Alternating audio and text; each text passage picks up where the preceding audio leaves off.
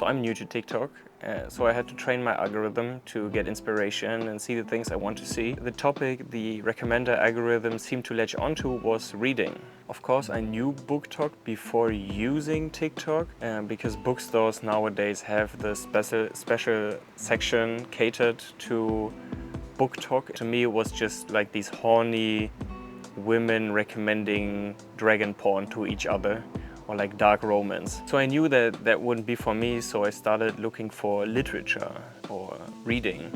And the algorithm put me into LiteratureTok, or whatever you might call it. But now I had another problem.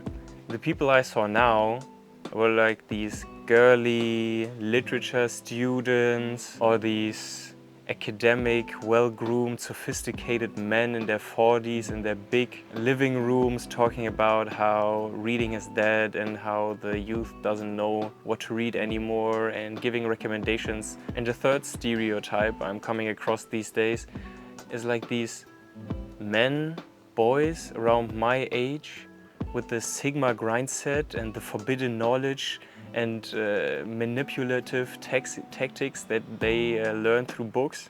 The aesthetic you usually encounter is academia. May that be studies right now in a university context, or may that be sitting in old libraries in England, sipping on your coffee, glasses, skirts, school uniforms. And I was kind of confused. So on one hand, you have these like horny gooner females, and on the other hand, you have like these academia, dark academia literature vampires. Damn, reading really has an image problem. So I get that social media needs clear aesthetics and like clear design language to resonate with people. But the problem with this is that only certain books fit certain aesthetics.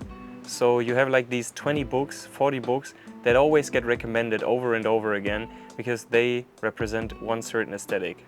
And I also get that there is a positive to it.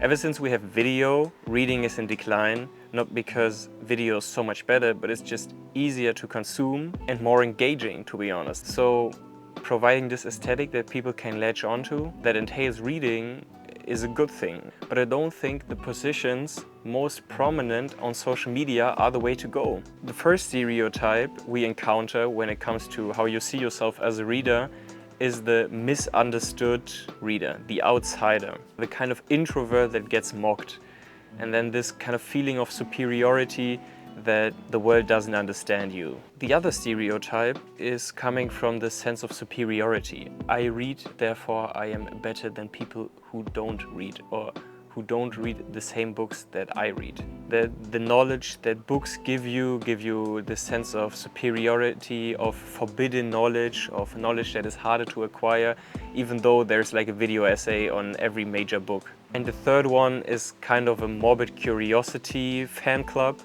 So you have these people only reading about rape, incest, killing, talking about the true victims of society, and kind of get this morbid sense of entertainment from their comfy modern lifestyles. I get that aesthetics don't have to provide a full picture because it's just a vibe, and like social media is just a vibe. When we see it as a format of advertising for reading, I think it's weak, and I think it doesn't work well because it relies on this either superiority complex, on this victim complex, or it just decreases reading, or like puts reading into this corner where you deal with something forbidden. And it all relies on being misunderstood. But isn't reading all about being understood? You write something down to get it out of your head, to be read by others, and to be understood, to be interpreted. And if we always come from the direction of I'm misunderstood by everyone else, or I'm so different than everyone else because I read, then that's not inviting. And I think if we want more people to read,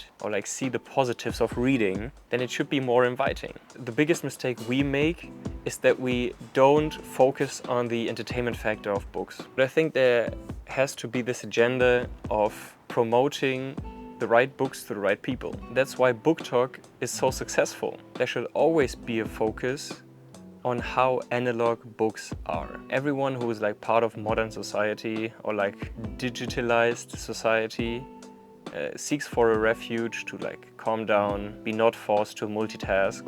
Books provide that.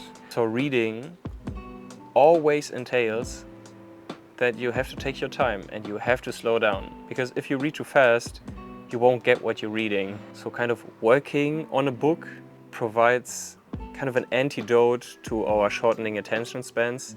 And if we focus on that and market the hell out of that, then I feel like a lot of people who want to digital detox their life will come to love reading.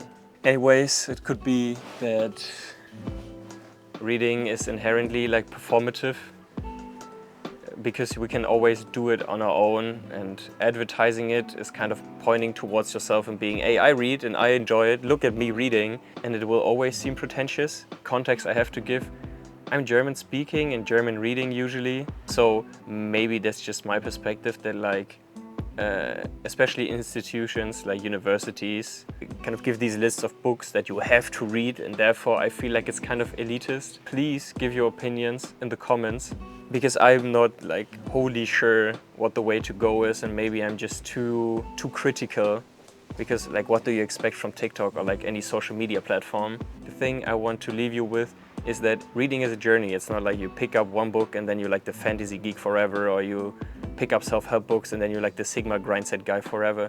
I started reading, the only thing I read was fantasy. And then that turned into like classics. And then I went into self-help books when I didn't have that much time during my studies. And now I'm like back into classics again. So yeah, leave recommendations. I just had to get this off my chest, and see you in the next one.